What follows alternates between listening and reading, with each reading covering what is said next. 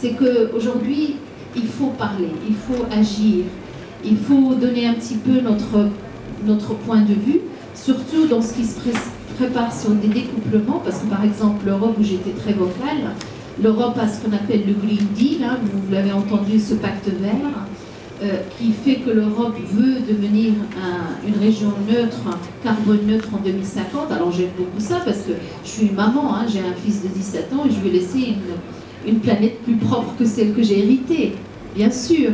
Mais attention, l'Europe aujourd'hui qui manage une guerre abominable à ses portes, qui n'a pas une énergie, déjà une énergie fossile sécurisée, qui n'a pas des énergies propres abordables, ce n'est pas le cas des États-Unis, même le Maroc a une opportunité extraordinaire et unique qui s'offre à lui.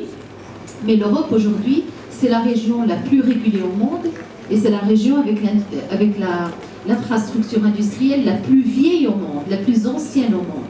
Et on nous demande de décarboner, on nous demande de faire du pacte vert, sans énergie et sans ressources renouvelables. Donc je ne vais pas parler du Sud parce que tout ça c'est des opportunités pour le Maroc. Moi je voyage et je me dis waouh, ce pays il peut devenir le roi du monde en mettant les renouvelables. Bien sûr elles sont encore trop chères, il faut que ça descende.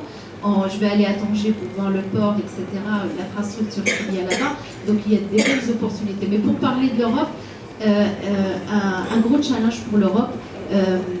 Je m'inquiète sur la compétitivité de l'industrie en Europe et sur ce rejet maintenant qui se passe entre les États-Unis et la Chine. Je ne parlerai pas de découplement, il y a un de-risking qu'on appelle ça en anglais, qui nous touche beaucoup parce que moi je suis chinoise en Chine, j'ai investi en Chine dans les batteries et en même temps maintenant avec Biden qui nous a donné des subsides, alors on ne vit pas qu'avec les subsides, mais quand l'administration Biden fait du IRA ou dans 50% de votre investissement du CAPEX ou investi dans l'OPEX et il vous donne l'hydrogène vert à coût, l'hydrogène vert coûte 8 à 9 € le kilo, il nous l'a donné à 2, mais bien sûr qu'on va investir. Bien sûr qu'on va investir, c'est un no-brainer, c'est rationnel.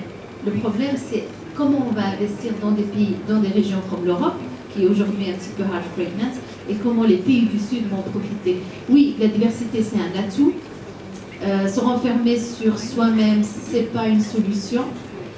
L'histoire de l'humanité et de l'industrie nous a montré que quand ça se passe, il y a plus de pauvreté, il y a moins de croissance, et les sociétés que nous sommes cherchons encore à avoir un flux de produits, de services, d'humanité, d'humains globaux, parce qu'on a besoin de cette diversité, en tout cas dans nos industries et dans nos sociétés. قبل ما تخرجوا ما تنساوش تابوناو في 20 فبراير وتابعونا على المواقع التواصل الاجتماعي.